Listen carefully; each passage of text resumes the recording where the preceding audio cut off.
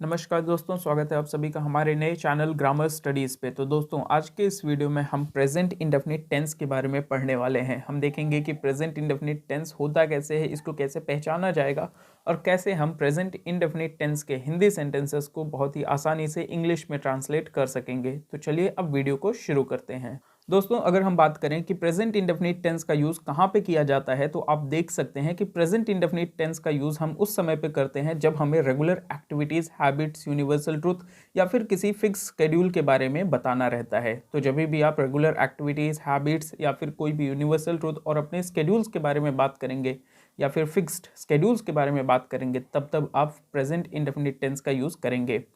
अब चलिए देखते हैं कि कैसे आप प्रेजेंट इंडेफिनिट टेंस के सेंटेंसेस को पहचानेंगे। तो दोस्तों, इन वाक्यों के अंत में या फिर आप कह सकते हैं कि प्रेजेंट इंडेफिनिट टेंस के वाक्यों के अंत में ता है, ती है, ते हैं, ते हो, ता हूँ, ती हूँ आदि शब्द आते हैं। तो आपने पता चल गया कि कहाँ पे इसका यूज़ होगा और आपको ये भी पता चल गया कि कैसे आप प्रेजेंट इंडेफिनिट टेंस के वाक्यों को पहचानेंगे। अब चलिए कुछ एग्जाम्पल्स की बात कर लेते हैं, उसके बाद हम ट्रांसलेशन देखेंगे। दोस्तों, ये आपके सामने कुछ एग्जाम्पल्स दिए गए हैं। जैसे कि आप देख सकते हैं, वह हर शाम बास्केटबॉल खेलती है। तो इस सेंटेंस से क्या पता चलता है कि ये जो बास्केटबॉल खेलने का काम है, ये इसका आदत ही है। मतलब कोई लड़की है जो हर शाम क्या करती है, बास्केटबॉल खेलती है। तो यहाँ पे उसके आदत के बारे में बताया जा रहा है। She plays basketball every evening. Now, धरती सूरज के चारों तरफ घूमती है। तो हमारी धरती क्या करती है, सूरज के चारों तरफ घूमती रहती है। ये क्या है, एक फैक्ट है, एक यूनिवर्सल ट्रूथ है। तो इसी को बताने के लिए हमने प्रेजेंट इंडेफिनिट टेंस का यूज़ किया। So the earth revolves around the sun. Train 9 बजे निकलती है। यहाँ पे एक स्केड्यूल, एक फिक्स स्केड्यूल बताया जा रहा है कि ट्रेन का निकलने का टाइम कितना है, 9 बजे का है। So the train departs at 9 o'clock। तो आपको पता चला, कोई भी हैबिट हुआ, कोई भी यूनिवर्सल ट्रुथ हुआ, कोई भी फिक्स्ड शेड्यूल हुआ, ये सारी चीज़ों को बताने के लिए या फिर कोई यूनिवर्सल ट्रुथ हुआ, इन सबको बताने के लिए आप प्रेजेंट इंडेफिनिट टेंस का यूज़ करते हैं। दोस्तों, चलिए अब प्रेजेंट इंडेफिनिट टेंस के हिंदी सेंटेंसेस को इंग्लिश में ट्रांसलेट करना सीखते हैं। और सबसे पहले हम देखेंगे कि अफर्मेटिव सेंटेंसेस का हिंदी से इंग्लिश में ट्रांसलेशन कैसे होगा। अगर सेंटेंस में आपका सब्जेक्ट सिंगुलर है, तो सिंगुलर सब्जेक्ट के साथ वर्ब का फर्स्ट फॉर्म प्लस यस या ईएस लगेगा वर्ब में, और उसके बाद में आपका ऑब्जेक्ट आ जाएगा। और अगर सब्जेक्ट आपका कोई भी आई, यू या फिर कोई प्लूरल सब्जेक्ट हुआ, तब आप क्या करेंगे, यहाँ पे वर्ब का फर्स्ट फॉर्म और ऑब्जेक्ट लगाएंगे। डेट मीन्स कि सबसे पहले हर टाइप में क्या आएगा, हर दोनों ही केसेस में सबसे पहले सब्जेक्ट आएगा, वर्ब आएगा और ऑब्जेक्ट आ जाएगा। बट अगर यहाँ पे सब्जेक्ट सिंगुलर हुआ, तो आप क्या करेंगे, वर्ब के साथ में यस या ईएस लगाएंगे, वर्ब के साथ यस या ईएस लगाएंगे। बट अगर सब्जेक्ट आई, यू या फिर कोई प्लूरल सब्जेक्ट हुआ, तो यहाँ पे आप ये वर्ब के साथ में जो यस या ईएस लग रहा था वो नहीं लगाएंगे। तो बहुत आसान है, सब्जेक्ट वर्ब ऑब्जेक्ट। ये सिंपल सा रहेगा आपका बेसिक फॉर्मूला कि सब्जेक्ट आएगा, वर्ब आएगा और ऑब्जेक्ट आएगा। बट अगर सिंगुलर सब्जेक्ट है तो वर्ब के साथ में यस या ईएस लगेगा। और अगर कोई भी तुम्हारा क्या है, आई, यू या फिर कोई प्लूरल सब्जेक्ट है, तो यहाँ पे वर्ब के साथ में यस या ईएस नहीं लगेगा। तो आई होप ये आपको क्लियर हो गया। अब चलिए इसके ट्रांसलेशन को देख लेते हैं, कुछ एग्जाम्पल्स को देख लेते हैं। दोस्तों, सबसे पहला एग्जाम्पल है, वह डिनर के बाद चाय पीती है। तो ये क्या कर रहा है, उसकी आदत को बता रहा है कि वो हमेशा क्या करती है, डिनर के बाद चाय पीती है। तो चलिए सबसे पहले यहाँ पे सब्जेक्ट देखते हैं, सब्जेक्ट कौन है। तो सब्जेक्ट यहाँ पे वह है, जिससे पता चलता है पीती है मतलब ये कोई एक लड़की है। तो वह के लिए क्या लग जाएगा इधर, शी। Now again she. अब उसके बाद में सब्जेक्ट हो गया, वर्ब क्या है इधर, पीने का काम कर रही है। तो पीने के लिए क्या होता है, ड्रिंक होता है। So she drink. अब ये आपका सिंगुलर सब्जेक्ट है, तो अभी याद करिए क्या होता है, सिंगुलर सब्जेक्ट में वर्ब में यस या ईएस लगता है, तो ड्रिंक में केवल यस लगेगा। सो शी ड्रिंक्स, वह पीती है, क्या पीती है, टी। She drinks T. ठीक है, चाय पीती है। कब पीती है, डिनर के बाद। So after dinner, after dinner. ये आपका पूरा ऑब्जेक्ट पार्ट हो गया। तो क्लियर हुआ। नाउ अगला है, सूरज पूर्व में उगता है। ये क्या है, एक फैक्ट है ना कि सूरज हमेशा कहाँ, इस डायरेक्शन में ही तो उगता है। तो यहाँ पे सबसे पहले हम सब्जेक्ट को देखते हैं। तो सब्जेक्ट क्या है, सूरज है या फिर सन है, सिंगुलर सब्जेक्ट है। तो यहाँ पे फिर से क्या करेंगे, वर्ब में यस या ईएस लगेगा। चलिए वर्ब देख लेते हैं, क्या है, उगने का काम हो रहा है। तो उगने के लिए क्या होता है, राइज होता है। सो सन राइज। यहाँ पे आप सन के साथ द सन लगा सकते हैं, द सन राइज। अब इसमें यस लग जाएगा, वर्ब में यस लग जाएगा। The sun rises. कहाँ पे उगता है, ईस्ट में, in the east, in the east. हमेशा याद रखिएगा कि डायरेक्शंस के नाम से पहले क्या यहाँ पे आर्टिकल द लगता है, और वहीं पे कोई भी सेलेस्टियल बॉडी है उसके साथ में भी हमेशा क्या लगता है, दा लगता है। चलिए अगला देखते हैं। राम हर हाँ सॉरी क्या है, अगला देखते हैं। राम हर रविवार पार्क में क्रिकेट खेलता है। तो यहाँ पे फिर से वो क्या है, इसका आदत है, एक हैबिट है, ठीक है। सब्जेक्ट कौन है, राम है, सब्जेक्ट लिख देंगे। सब्जेक्ट के बाद वर्ब आता है, वर्ब क्या इधर, खेलना। सो राम प्ले। अब याद करिए राम कैसा सब्जेक्ट है, सिंगुलर सब्जेक्ट है, तो सिंगुलर सब्जेक्ट के साथ वर्ब में यस लग जाएगा। नाउ राम प्लेज, क्या खेलता है, क्रिकेट, राम प्लेज क्रिकेट। फिर कहाँ पे खेलता है, पार्क में, in the park, in the park, Ram plays cricket in the park. और कब खेलता है, हर रविवार, that means every Sunday, every Sunday, हर के लिए एवरी लग जाएगा और रविवार के लिए संडे, हर रविवार, एवरी संडे। हर डे मतलब क्या होता है, प्रतिदिन या फिर हर दिन खेलता है, तो एवरी डे होता है, आपको पता होगा, ठीक है।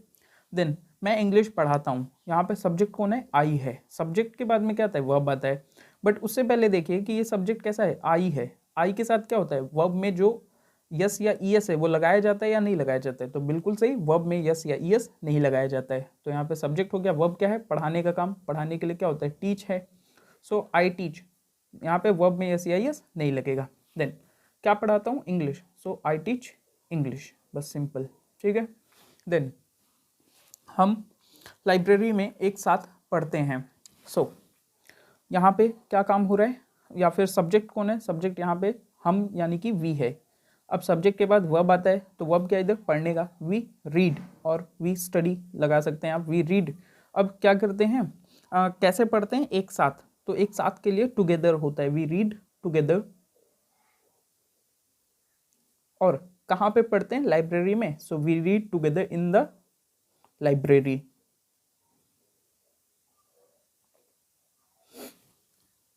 देन पक्षियाँ सुबह चहचहाती हैं, तो यहाँ पे सब्जेक्ट कौन है, पक्षियाँ यानी कि बर्ड्स। अब बर्ड्स क्या है, प्लूरल सब्जेक्ट है, राइट। तो प्लूरल सब्जेक्ट के साथ में क्या नहीं होगा, प्लूरल सब्जेक्ट के साथ में वर्ब में यस या यस नहीं लगेगा। नाउ चहचहाने का क्या होता है, चहचहाने के लिए चिप करना होता है, बर्ड्स चिप, यहाँ पे क्या रहेगा, चिप रहेगा, ठीक है। देन बर्ड्स चिप, कहाँ पे कब चहचहाती हैं, सुबह में, तो in the morning, in the morning. Then sorry, then तुम मेरी मदद करते हो, सब्जेक्ट कौन है यहाँ पे, यू है। अब यू के साथ याद करिए फिर से क्या होता है कि सब्जेक्ट में सब्जेक्ट हो गया आपका यू, फिर बाद में वर्ब में जो है यस या यस नहीं लगता है। सो सब्जेक्ट यू हो गया, वर्ब क्या इधर, मदद करना, मदद करने के लिए हेल्प होता है, यू हेल्प। अब किसकी मदद करते हो, मेरी, या that means you help me, बस सिंपल है। So you help me. तो आई होप आपको अफर्मेटिव सेंटेंसेस का ट्रांसलेशन आ गया होगा। अब चलिए हम निगेटिव सेंटेंसेस के ट्रांसलेशन को देखते हैं। दोस्तों निगेटिव सेंटेंसेस का ट्रांसलेशन काफ़ी ज़्यादा आसान होता है। यहाँ पे सबसे पहले आपको सब्जेक्ट लिखना है, सब्जेक्ट के बाद में यहाँ पे दो में से कोई एक हेल्पिंग वर्ब लगेगा, और दोनों हेल्पिंग वर्ब कौन कौन है, डू है या डज है। तो डू लगा देंगे या फिर डज लगा देंगे। उसके बाद में नॉट, वर्ब का फर्स्ट फॉर्म, और ऑब्जेक्ट। याद रखिएगा निगेटिव सेंटेंसेस में हमेशा ही वर्ब का फर्स्ट फॉर्म यूज होता है, कभी भी निगेटिव सेंटेंसेस में वर्ब के साथ में यस या ईएस नहीं लगता है। तो आई होप क्लियर हुआ होगा। नाउ यहाँ पे देखते हैं कि ये जो डू है, डू कब लगेगा, डज कब लगेगा। तो जब भी आपका सिंगुलर सब्जेक्ट होगा तो क्या होगा, डज लग जाएगा। और जब भी आपका सब्जेक्ट आई यू या फिर कोई प्लूरल सब्जेक्ट होगा तो यहाँ पे क्या लग जाएगा, डू लग जाएगा। ऐसा करके देख सकते हैं कि सिंगुलर सब्जेक्ट है तो डज नॉट लगेगा, फिर बाद में वर्ब का फर्स्ट फॉर्म और ऑब्जेक्ट आ जाएगा। और अगर आई यू या फिर कोई प्लूरल सब्जेक्ट है तो उसके साथ में क्या लग जाएगा, डू नॉट लग जाएगा और वर्ब का फर्स्ट फॉर्म प्लस ऑब्जेक्ट आ जाएगा। नाउ फिर से चलिए एग्जाम्पल्स करते हैं। दोस्तों सबसे पहला एग्जाम्पल हमने लिया हुआ है, वह मेरी मदद नहीं करता है। तो यहाँ पे सब्जेक्ट कौन है, वह यानी कि ही। अब सब्जेक्ट आपका ही हो गया, ही के साथ में या फिर सब्जेक्ट के साथ में क्या लगता है, हेल्पिंग वर्ब लगता है और नॉट लगता है, राइट। तो यहाँ पे कौन सा हेल्पिंग वर्ब लगेगा, यहाँ पे आप देख सकते हैं क्या है, ही है, यानी कि सिंगुलर सब्जेक्ट के साथ डज नॉट लगता है। सो ही डज नॉट। फिर अगेन वर्ब क्या है इधर, मदद करना, मदद करने के लिए help, he does not help. और किसकी मदद नहीं करता है, मेरी, that means me. So he does not help me. वह दिल्ली में नहीं रहती है। सो कौन दिल्ली में नहीं रहती है, वह, डेट मीन्स शी, सब्जेक्ट हो गया। सब्जेक्ट के बाद फिर से आपका डू नॉट या डज नॉट आएगा, तो यहाँ पे क्या लगेगा, सिंगुलर सब्जेक्ट है इसीलिए does not. So she does not then again काम क्या है, रहने का, रहने के लिए लीव होता है, so she does not leave. फिर कहाँ नहीं रहती है, दिल्ली में, सो she does not live in Delhi. I hope clear हुआ। देन नेक्स्ट एग्जाम्पल देखते हैं, दीपक फोन नहीं चलाता है। सो सब्जेक्ट कौन है, दीपक, अगेन सिंगुलर सब्जेक्ट है, तो सिंगुलर सब्जेक्ट के साथ आपके दिमाग में लगता है बैठ गया होगा। सो सिंगुलर सब्जेक्ट के साथ क्या होता है, डज नॉट का यूज होता है, does not, she sorry Deepak does not. फिर फोन चलाने के लिए दोस्तों यूज होता है, so she does not, sorry Deepak does not use, क्या नहीं यूज करता है, phone, Deepak does not use phone.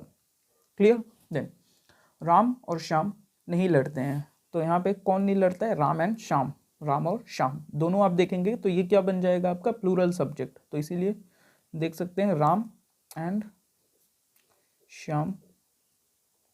अब सब्जेक्ट के बाद या फिर प्लूरल सब्जेक्ट के साथ क्या लगता है, डू नॉट लगता है, so Ram and Shyam do not, again क्या काम नहीं करते हैं, लड़ने का, लड़ने के लिए क्या होता है, फाइट होता है, Ram and Shyam do not fight.